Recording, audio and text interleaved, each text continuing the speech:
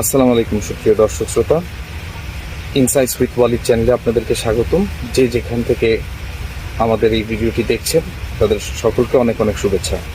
দর্শক শ্রোতা, কালকে আমি আফগানিস্তান গাজার ব্যাপারে একটি ভিডিও ছেড়েছিলাম।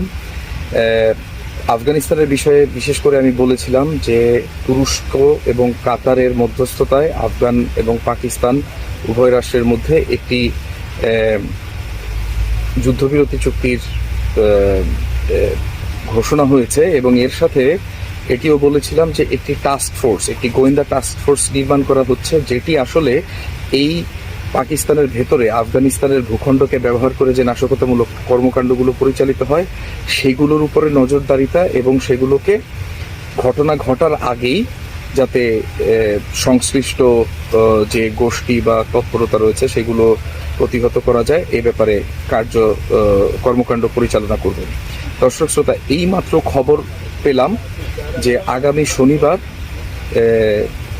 তালেবান প্রশাসিত আফগানিস্তানের একটি ডেলিগেশন এবং পাকিস্তানের একটি ডেলিগেশন তুরস্কে সফর করবে এবং তুরস্কে এখানে কাতার থেকেও একটি প্রতিনিধি দল আসবেন এবং এই চার রাষ্ট্রীয় যে গোয়েন্দা টাস্ক ফোর্সটি গঠন করা হবে এটির মেকানিজম, ওয়ার্কিং মেকানিজম বা মোডাস অপারেন্ডি বা কর্মপদ্ধতি কি হবে এই বিষয়ে বিস্তারিত আলোচনা, সিদ্ধান্ত গ্রহণ এবং পরবর্তীতে এই কাজগুলো সম্পাদন করার উদ্দেশ্যে একটি প্রতিনিধিদের দল এই চারটি দেশ থেকে ইস্তানবুলে পরবর্তী মিটিংটি করবে।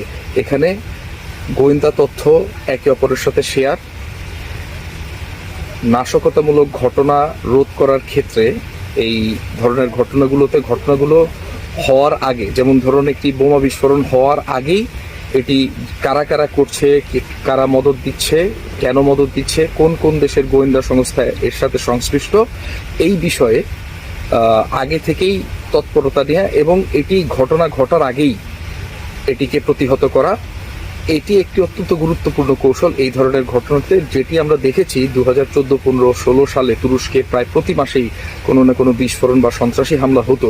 পরবর্তীতে তুরস্ক একটি কৌশল অবলম্বনের মাধ্যমে, এই অ্যাডভান্সড অ্যাকশন কৌশল অবলম্বনের মাধ্যমে এই ঘটনাগুলো কিন্তু একেবারে শূন্যতে নামিয়ে আনতে সক্ষম হয়েছে।